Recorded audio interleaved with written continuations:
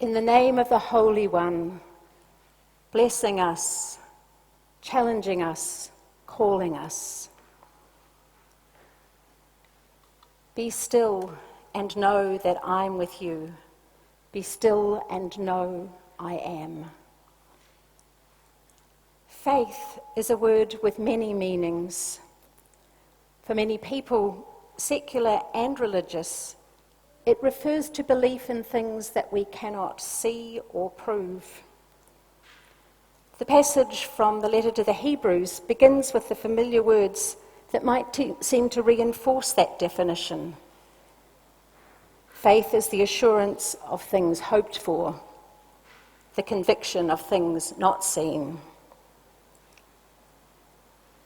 But in this assurance and conviction are not referring to intellectual assent.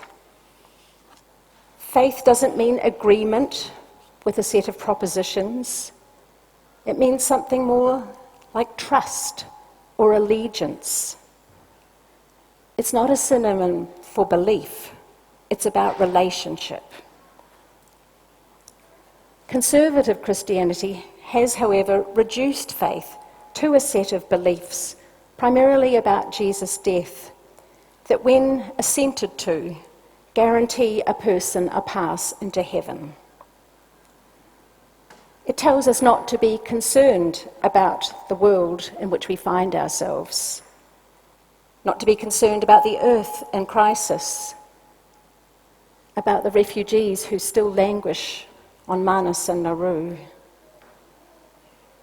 about the world beset by poverty and violence, societies riven by conflicting views and values.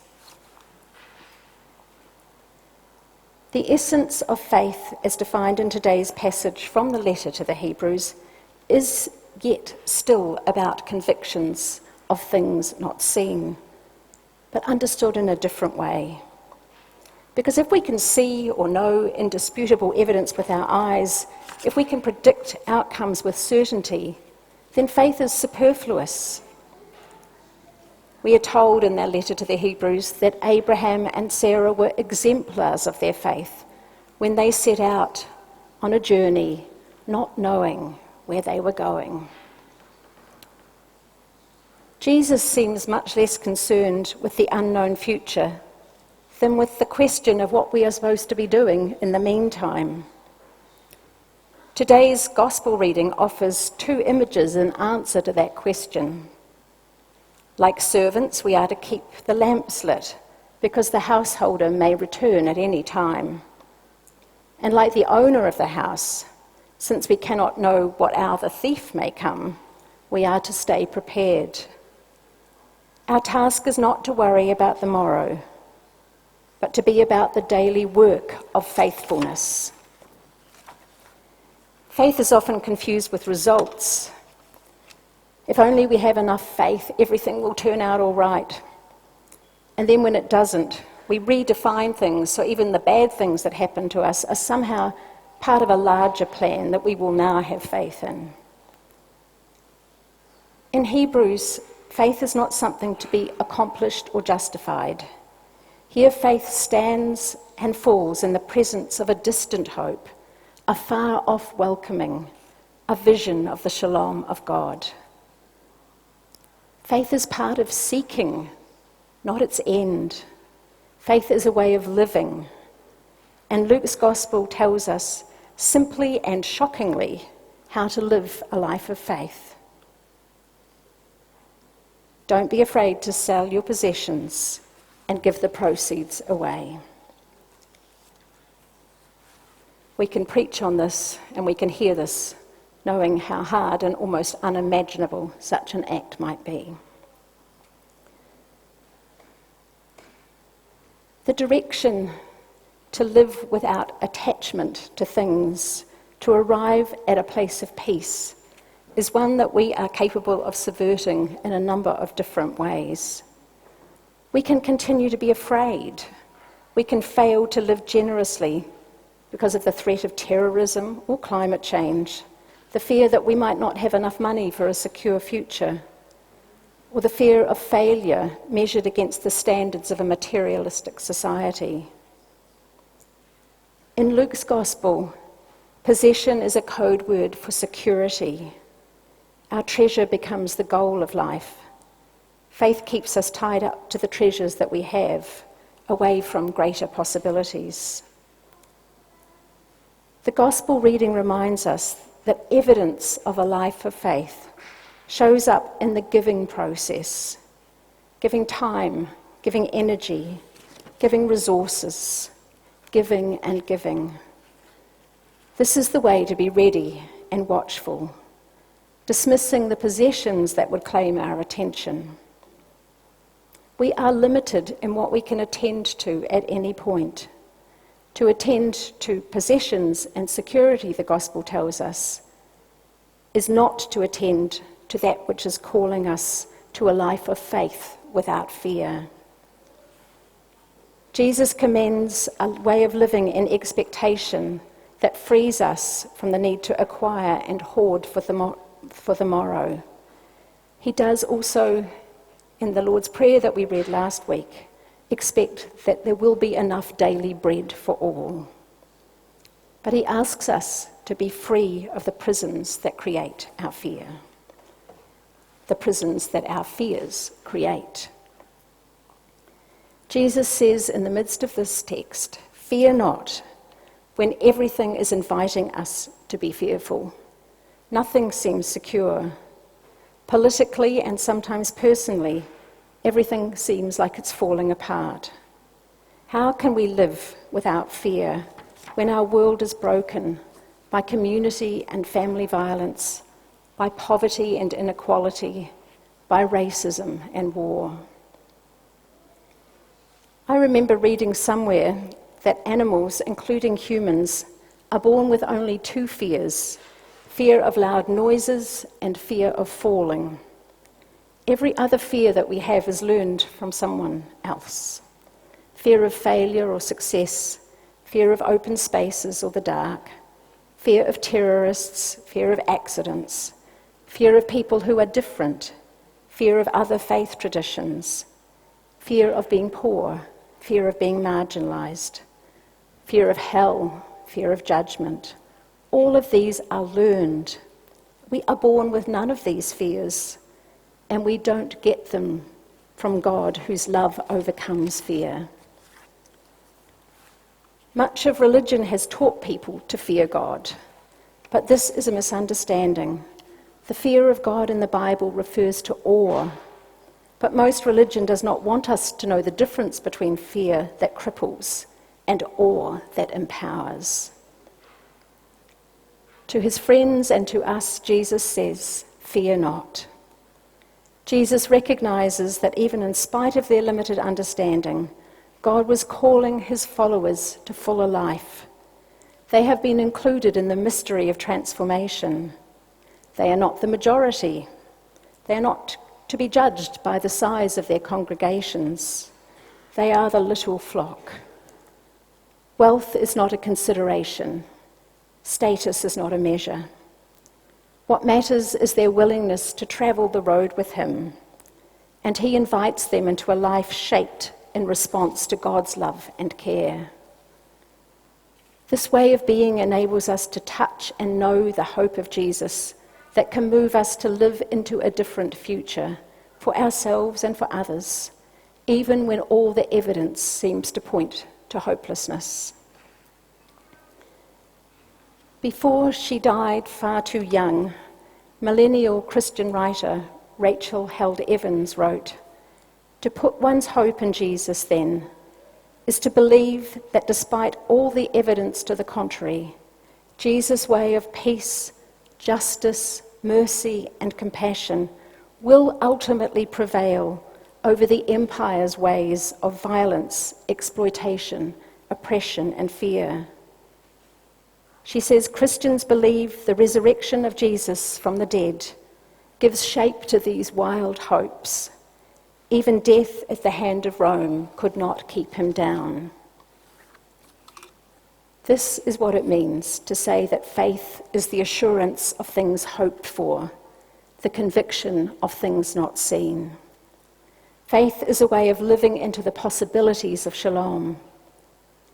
And in the context of the Jewish and Christian traditions, we do not stand alone in the story of faith.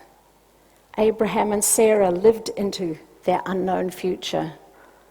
The church to which the letter to the Hebrews was written was a church that had apparently lost its enthusiasm. The unknown writer wanted those who read the letter to hear once again the stories of their faith and to be renewed in their own faith.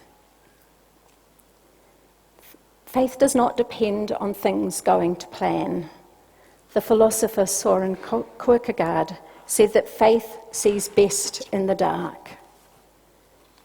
Faith is a willing but struggling trust in the purposes of God.